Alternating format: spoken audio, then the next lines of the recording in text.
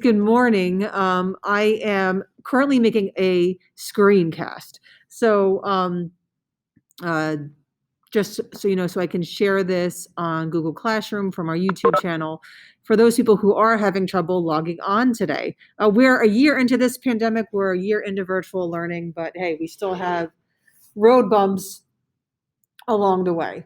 So this is your first regular classwork assignment of the trimester. Remember, this trimester counts the most. We're going to start strong, right? We're going to do it. We're going to do it. All right. And this is an assignment on Federalists and Anti-Federalists. So in general, the Federalists were the people that supported the Constitution, and the anti-federalists were people that did not support the Constitution. Now, I have a big brain moment for you here. You guys are smart, intelligent, you're creative thinkers. You can handle this. A lot of world or U.S. history high school classes don't even mention this. But notice I have anti-federalists in lowercase a. That because I didn't want you to be confused with an anti-federalist party. We can talk more about that later. But if you put a capital A, it's not a big deal. So what I want you to do today is look at the speeches of two people who were active during this ratification debate on should we ratify the Constitution or should we not? Because remember, what you should have taken away so far is that when the Constitution was made, it completely restructured our government, and not everyone was on board with it right away. Okay? So one of the Federalists was John Jay. He was so much of a Federalist, he's one of the writers of the Federalist Papers. He wrote the least amount of essays, but he still wrote them, right? The Federalist Papers were written by John Jay, James Madison, and who knows? Who's the third? You guys know this, even if we didn't really talk about it yet. He's so famous, he has a whole musical for him. Was that? Not Franklin. Hamilton, there we go, yes, in Hamilton, okay, of New York. Then we have Elbridge Gerry of Massachusetts. He was an anti-federalist. There were a lot of anti-federalists in New York. There are also a lot of anti-federalists in Massachusetts, Virginia. Think of the big states who are sort of afraid of giving power to also these small states or having power taken away from their sovereignty. So John Jay had to convince a lot of people in New York to support the Constitution.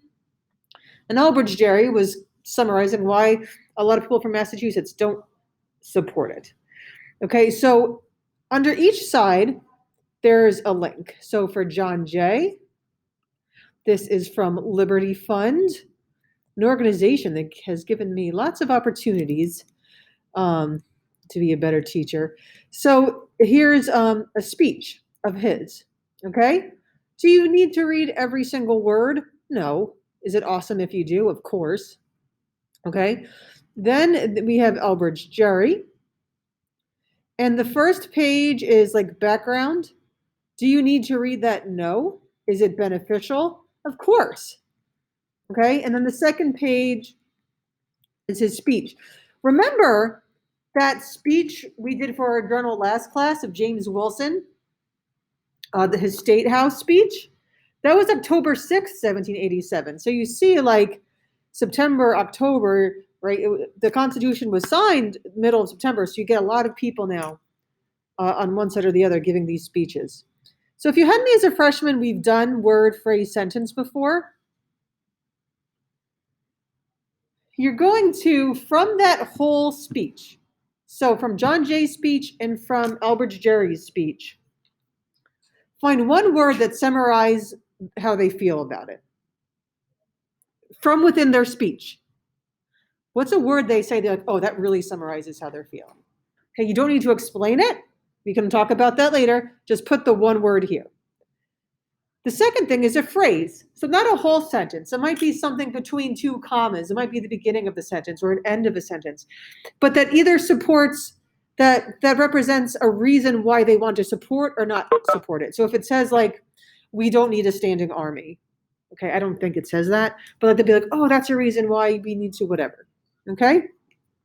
Then you want to pick one sentence that best summarizes the entire speech. Often that's in the intro or the conclusion, but not always.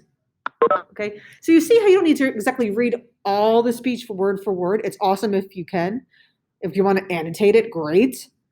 But this is just to get the gist of it. And you literally can copy and paste. Okay? The words, phrase, and sentences should not look the same to student. You know what I'm saying? Yeah. You can definitely communicate like, hey guys, what part of the speech do they list reasons? Or I don't even know how he's feeling. Like, put it in the chat. Unmute yourself if you're not sure. If you're able to participate live with this WebEx today. When you're done, take what you did today and find a way to add it to your Jamboard or essential questions. You could be screenshotting your work.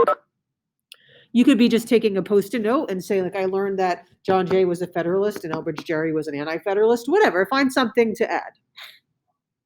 Okay. Also for today, I will be updating grades. If anything still looks awry, come to office hours. Don't come with new work at office hours, but if you're not sure. Also, if you're behind on this day, it says it's due today. I'm going to fix that. It's going to be due next week. If you have less than 5, show up and I'm going to go over some of that.